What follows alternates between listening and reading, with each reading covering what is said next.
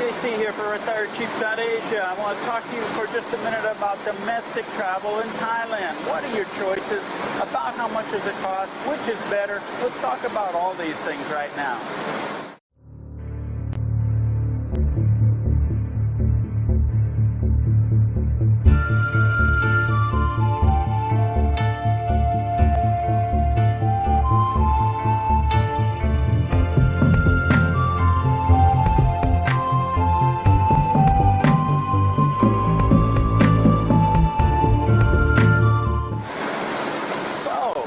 A lot of choices when traveling domestically in Thailand. Luckily, most of them are inexpensive. You've got actually minibuses, which are vans set up for about 12 passengers apiece, and those are fairly inexpensive, but they're also fairly dangerous. You have to pick them up in certain places. They fly certain routes, and drivers think that they're on like a car circuit, a racing circuit, so they're actually fairly dangerous. You're cramped into a 12-passenger van. If you're tall like me, it's also another challenge to stay in them for long periods of time. They do stop periodically to use the bathroom and stuff, so that's one option. Another options are buses. Now, buses are the way Thais get around most of the places in Thailand. You got to pick them up from certain bus stations, going to certain bus stations, and so you got to know where they originate, where the destination is going to be. They're very inexpensive to travel this way. You can even travel overnight. Some of them you'll get on at 6 o'clock, say in Bangkok or Cha Am or Hue Hin, and you'll get off in the morning in Chiang Mai. Those are going to cost you about 700 or 800 baht overnight trips. It's hard for me to sleep on them.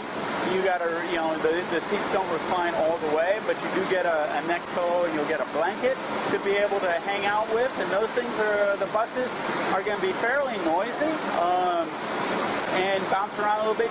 I suggest if you're going to take a bus, you get blinders, the blinders that keep the light out, because as you go through by traffic or by street lights and stuff, you're going to get that flashing in your eyes.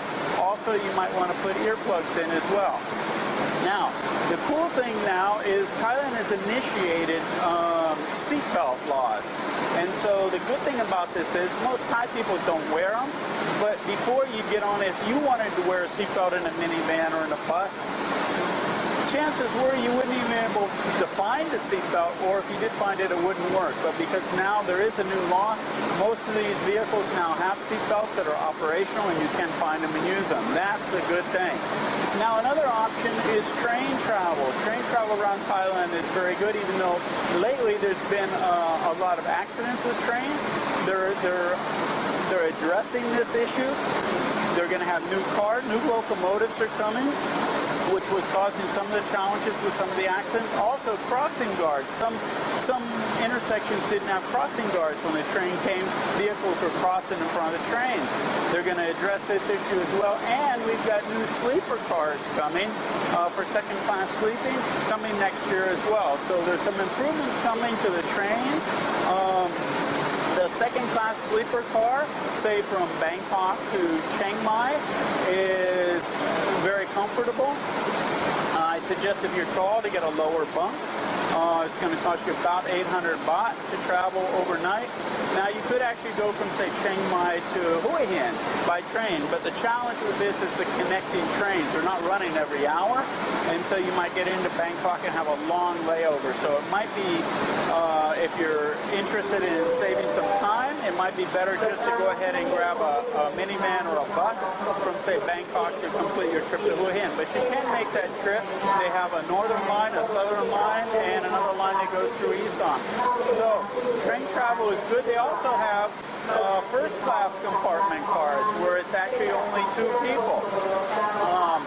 Those are going to run you about 1,000 per seat as opposed to 800 per seat per bunk, and only 2 people in the room. So if you're traveling with 2 people, it's an option. If you're not traveling with 2 people, you might get hooked up with somebody that you don't know, and it might not be that comfortable for you, not knowing the person that you're in there with. Also now, because of some issues that have happened lately on the train, you'll see they actually have cars now for women and children as well. So if you're a woman traveling alone, I would suggest getting this car. If you're traveling with a child, these are an option as well. This has been addressed now because of safety. There were some issues before. So there you go. There's some of your options for traveling domestically around Thailand. Also, if you're Category 2 or Category 3, you have another option. That's airlines. And we have some domestic airlines now that are fairly cheap. Some of them I think are good and some of them are not so good. But here's my opinion about traveling by air around Thailand as well, if you're a Category or Category 2 or Category 3 ripper. So check this out as well. Okay, so let's talk about another way to travel around domestically in Thailand. The other way is airlines, and luckily they're inexpensive. It's inexpensive to fly to different parts of the country. So are all airlines created equally? No way. So I want to talk about one airline in particular that I want to give kudos to.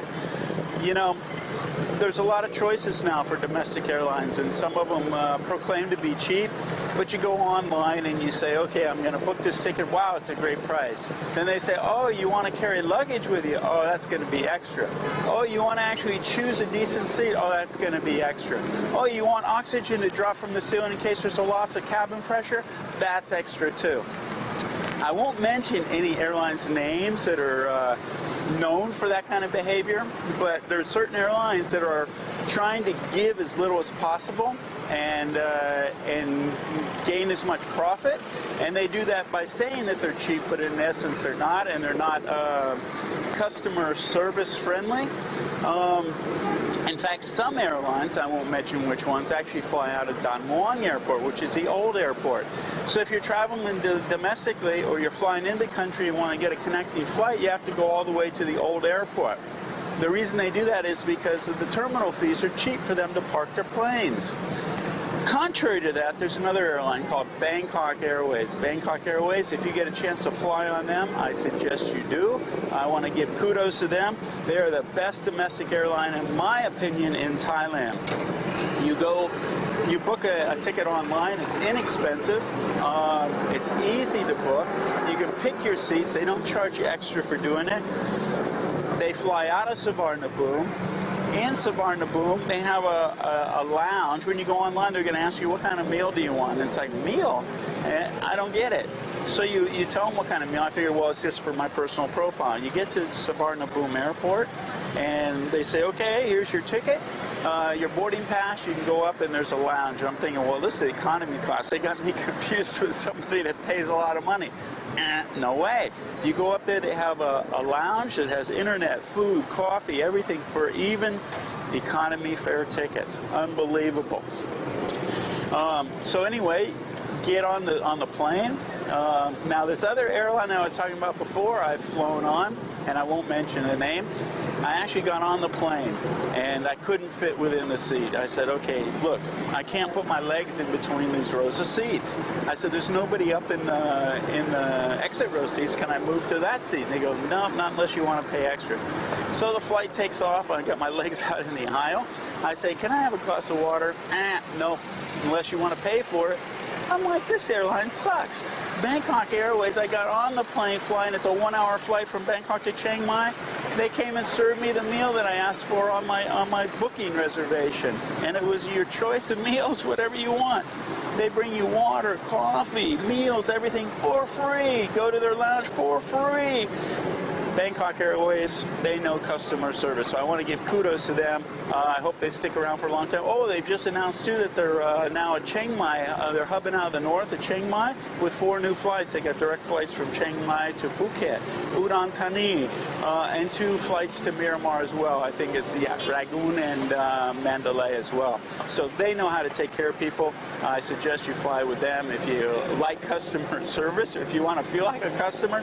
Anyway, there's a lot of choices for flying around domestically in Thailand as well. So, and remember, when it comes to traveling in Thailand domestically, there's always an option. Take care, JC out.